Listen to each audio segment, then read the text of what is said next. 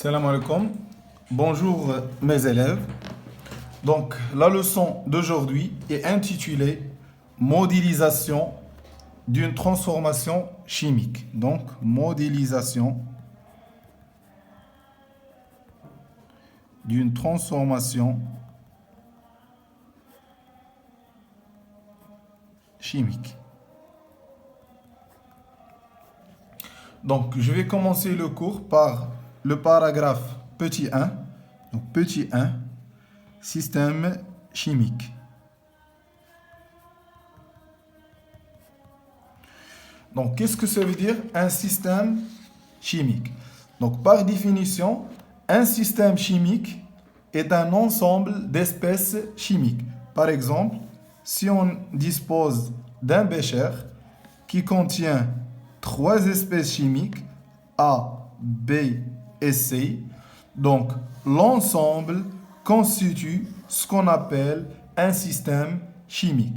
Ça veut dire le système chimique est un ensemble ou bien un mélange d'espèces chimiques. Exemple 2, un bécher qui contient deux espèces. Donc les deux espèces constituent ce qu'on appelle un système chimique. Donc un système chimique, c'est un ensemble d'espèces chimiques. Donc je vais écrire cette définition. Donc un système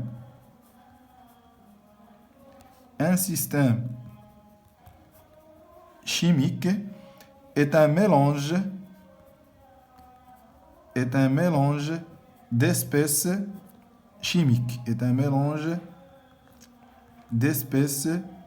chimiques. Donc voilà la définition d'un système chimique. Donc petit 2, transformation chimique. Transformation chimique. Donc qu'est-ce que ça veut dire une transformation chimique? Donc avant d'écrire la définition d'une transformation chimique, je vais définir ce qu'on appelle la notion d'évolution. Quand est-ce que le système est en évolution?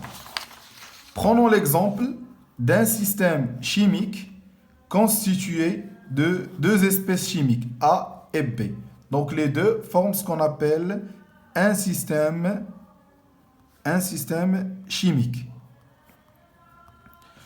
Donc on dit que le système chimique est en évolution s'il y a disparition des espèces A et B et l'apparition de nouvelles espèces. S'il y a par exemple apparition, donc au cours du temps, il y a apparition de nouvelles espèces C par exemple, et une partie de A va disparaître et une partie de B va disparaître, ou bien B disparaître totalement, ou bien A disparaître totalement.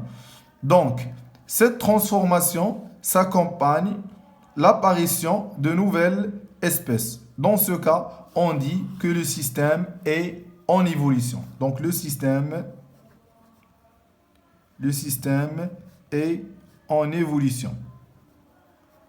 Donc, le mot évolution, ça veut dire apparition et disparition de nouvelles espèces. Donc, je vais écrire la définition. Donc, un système chimique évolue au cours du temps,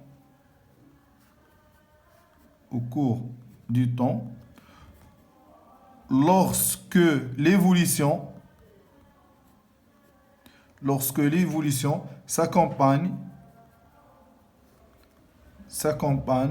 de l'apparition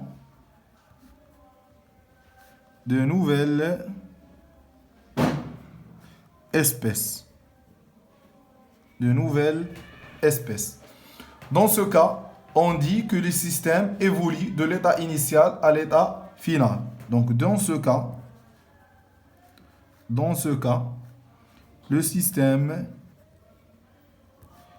évolue d'un état initial, d'un état initial à un état final.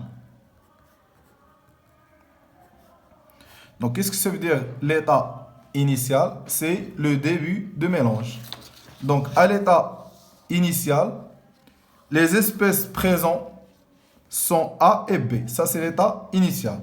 À l'état final, soit A, B et C, soit B et C, soit A et C, ou bien soit C, l'élément C, ou bien l'espèce C.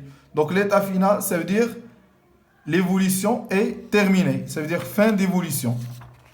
Voilà ce qu'on appelle état final.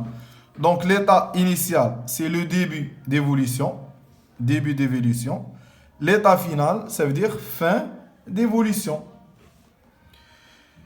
Donc le passage de l'état initial à l'état final, ça c'est ce qu'on appelle une transformation chimique. Donc le passage de l'état initial à l'état final est une transformation chimique.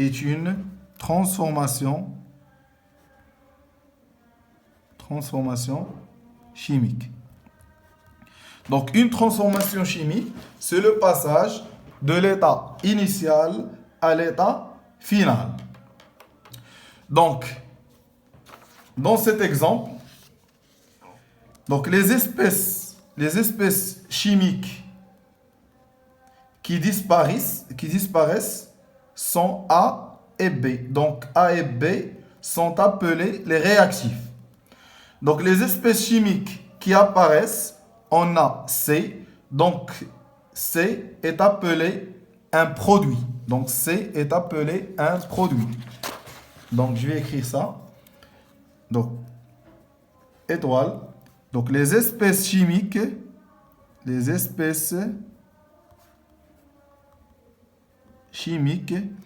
qui disparaissent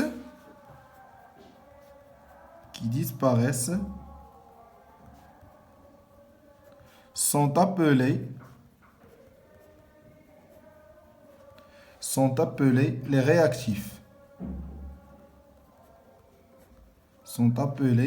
les réactifs.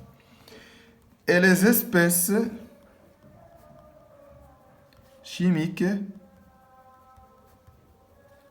qui apparaissent sont appelés les produits. Ici, dans cet exemple, les réactifs sont A et B, et le produit c'est C. Donc, le paragraphe numéro 3, c'est modélisation d'une transformation chimique. Donc, modélisation d'une transformation chimique. Donc, on modélise une réaction. Dans cet exemple, les réactifs sont A et B. Donc, le produit, c'est C. Donc, l'évolution ou bien le passage de l'état initial à l'état final, c'est ce qu'on appelle une transformation chimique. Donc, on modélise une transformation chimique parce qu'on appelle une équation chimique. Une équation chimique ou bien une réaction chimique. Donc, les réactifs sont placés à gauche.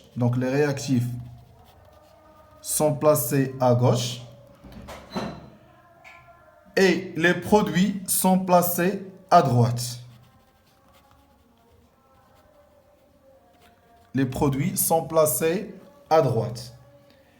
Et une flèche entre les deux qui indique le sens d'évolution. Donc, la flèche indique le sens d'évolution. Donc, ça, c'est ce qu'on appelle une équation chimique. Donc, je répète, les réactifs sont placés à gauche et les produits sont placés à droite. Et entre les deux, une flèche qui indique le sens d'évolution. Donc, on modélise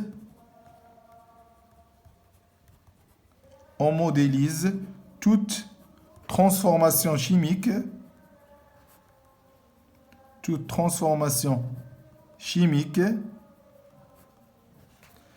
par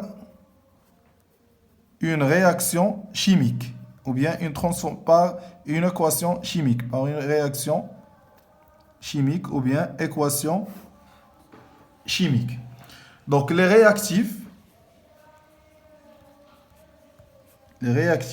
sont placés à gauche d'une flèche qui désigne le sens de la réaction. Le sens de la réaction et les produits sont placés